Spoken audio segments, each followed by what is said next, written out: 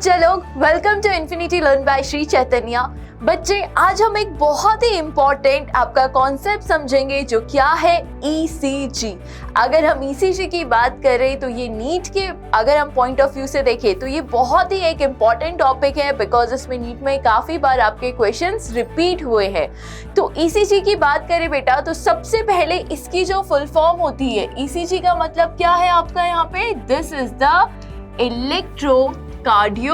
सबसे पहले तो हमें क्या पता होना चाहिए कि ECG का फुल फॉर्म क्या है। तो ECG stands for your electrocardiogram, जो क्या है आपकी ग्राफिकल रिप्रेजेंटेशन है हार्ट की एक्टिविटी की। हम क्या बोल सकते हैं कि ECG is a graphical representation of the heart activity. And आपकी ECG के लिए आपकी एक मशीन यूज की जाती है, that is your electrocardiograph. ECG को रिकॉर्ड करने के लिए जो आपका एक मशीन यूज किया जाता है उसको हम क्या बोलते हैं, इलेक्ट्रोकार्डियोग्राफ बोलते हैं। अब अगर हम अपने ECG की बात करें, so as you can see in the diagram, जो ECG है यहाँ पे बेटा हमें कुछ पीक्स मिलती है, आपको यहाँ पे कुछ वेव्स मिलेंगी। कौन कौन सी मिलेगी? पहली है आपकी P वेव, सेकेंड है आपका QRS कॉम्प्लेक्स एंड थर्ड है बेटा आपका T वेव। ये किसके पार्ट है? They are the components of the ECG।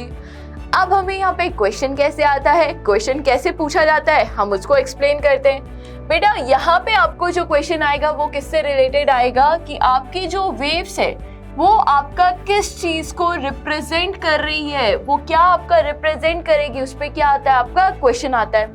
ये क्या है आपका यहाँ पे P वेव है, ये क्या है आपका यहाँ पे, this is your QRS complex and ये क्या है आपकी यहाँ पे T वेव है। तो हमें पता होना चाहिए कौन सी वेव किसको रिप्रेजेंट करेगी, बिकॉज एग्जाम में डायरेक्ट इस तरीके के क्वेश्चंस पूछे जाते हैं। तो अगर हम P वेव की बात करें तो P वेव किसको रिप्रेजेंट करती है आपका यहाँ पे, it will represent atrial depolarisation. ये किसको डिनोट करेगी बेटा, आपके जो हमारे एट्रियम्स है, जो राइट एट्रियम और जो लेफ्ट एट्रियम है, इनके कॉन्ट्रैक्शन को आपका ये डिनोट करेगी। अगर आप अपने सेकेंड कॉम्प्लेक्स की बात करो, that is your QRS complex. तो जो हमारा QRS कॉम्प्लेक्स है ये किसको डिनोट करता है आपका यहाँ पे, it will denote your ventricular depolarisation. ये किसको डिनोट करेगा बेटा, आपका वेंट्रिकल का डीपोलराइजेशन। मतलब जो हमारे right ventricle and left ventricles है, इनके कॉन्ट्रैक्शन को डिनोट करती है, डीपोलराइजेशन ऑफ वेंट्रिकल्स को डिनोट करती है। एंड लास्ट आता है बेटा आपका यहाँ पे T वेव। जो ये T वेव है ये किसको रिप्रेजेंट करेगी, it will represent your ventricular repolarisation. ये आपका किसको डिनोट करती है, जो हमारे राइट एंड लेफ्ट वेंट्रिकल्स है उनके रिलैक्सेशन फेज को डिनोट करेगी। तो हमें ये याद रखने पड़ेंगे क्योंकि एग्जाम में डायरेक्ट क्वेश्चन पूछा जाता है कि P वेव किसको रिप्रेजेंट कर रहा है, QRS कॉम्प्लेक्स आपका किसको रिप्रेजेंट कर रहा है एंड T वेव आपका किसको रिप्रेजेंट कर रहा है। जो आपका Q वेव है, Q वेव किसको रिप्रेजेंट करेगा आपका, कि वेंट्रिकल का जो डीपोलराइजेशन है, मतलब वेंट्रिकल का कॉन्ट्रैक्शन अब स्टार्ट होने लग गया है ना।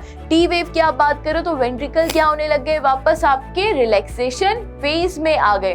तो आपको ये चीजें अपनी बहुत अच्छे से याद करनी पड़ेगी, बिकॉज नीट का आपका ये डायरेक्ट क्वेश्चन आता है एंड ये काफी टाइम आपका ये क्वेश्चन रिपीट हुआ है। तो अब आई होप सबका ये टॉपिक क्लियर हो गया होगा और कोई भी अब नीट में इसको रॉन्ग करके नहीं आएगा।